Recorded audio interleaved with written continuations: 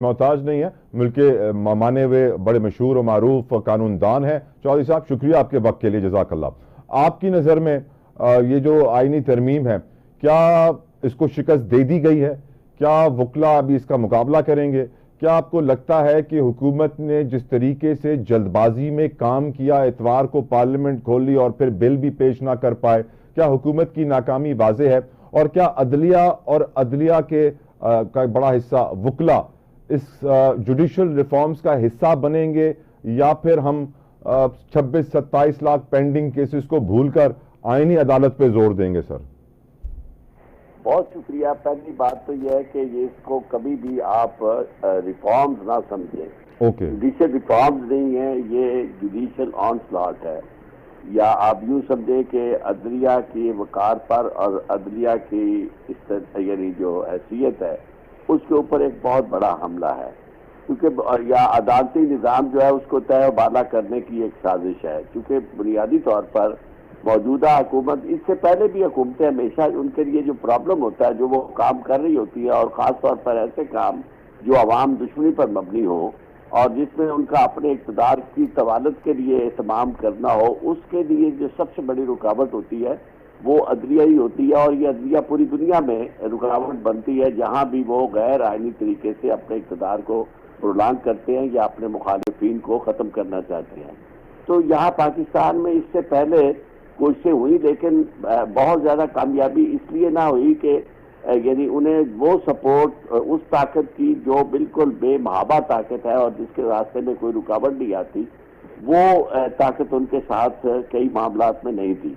इस वक्त सीधी सीधी बात यह है कि ये इस हुकूमत को जो सब इसकी अपनी साख जो है वो क्वेश्चनेबल है। ये चूंकि हुकूमत आईनी और कानूनी तरीके से नहीं आई, तो वो जो कोशिश कर रही है अवाम के रद्द अमल को देखते हुए, उसकी कोशिश ये है कि किसी न किसी तरीके से वो ऐसा रास्ता इख्तियार कर ले कि अदालतें बिल्कुल बेवकत हो जाए और सुप्रीम कोर्ट टूथलेस हो जाए और उनकी मर्जी जो है वो उससे अदालतें बने और ऐसी अदालत का क़याम आए, अमल में आए जो अदालत सुप्रीम कोर्ट से भी यानी अबव हो, यानी उसमें जो आईनी मामलात हैं वो वहां जाएं और उसमें उन्हें सुप्रीम कोर्ट में भी क्वेश्चन ना किया जा सके।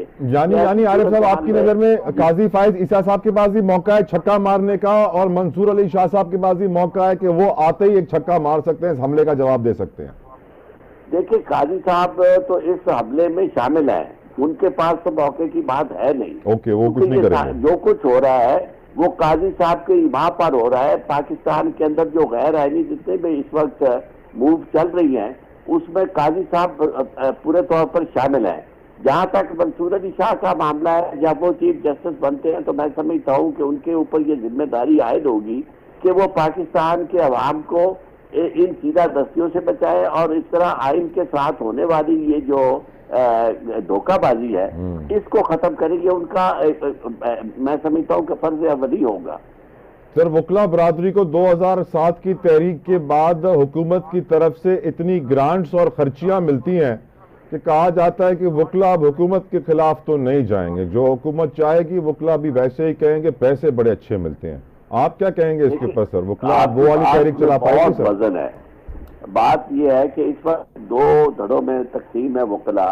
एक वकला वो है जो बार काउंसिल है, पाकिस्तान बार काउंसिल बनी और सुप्रीम कोर्ट बार एसोसिएशन जो इस वक्त है, वो अदलिया यानी वो हुकूमत के साथ काफी हद तक इन्वॉल्व है, चूंकि ऐसे कभी पहले हुआ नहीं था जिस तरह पाकिस्तान में यानी इस दौर के शुरू में हुआ कि सबसे पहले इन्होंने ये किया कि ये जो सुप्रीम कोर्ट बार का प्रेसिडेंट था और सुप्रीम कोर्ट बार एसोसिएशन थी उसमें बाकायदा इन्वॉल्व हुई मुस्लिम लीग नून और आसन भून और आजम नजीर तारड़ जो है उनको साथ शामिल करके तो हुकूमत ने कोशिश की कि अदलिया जो है इसमें से वकला जो है उनको अपने साथ मिलाया जा सके। और इस सिलसिले में ये मौजूदा हुकूमत कामयाब हुई कि यानी जो ये लोग जो थे ये बाकायदा उनके साथ शामिल हो गए। सो माई सो के हर गैर आईनी काम में ये लोग आगे हैं। आजम नजीर तारड़ बिल्कुल उनका बहुत है और इस वक्त वकील होते हुए वो उस अंदाज में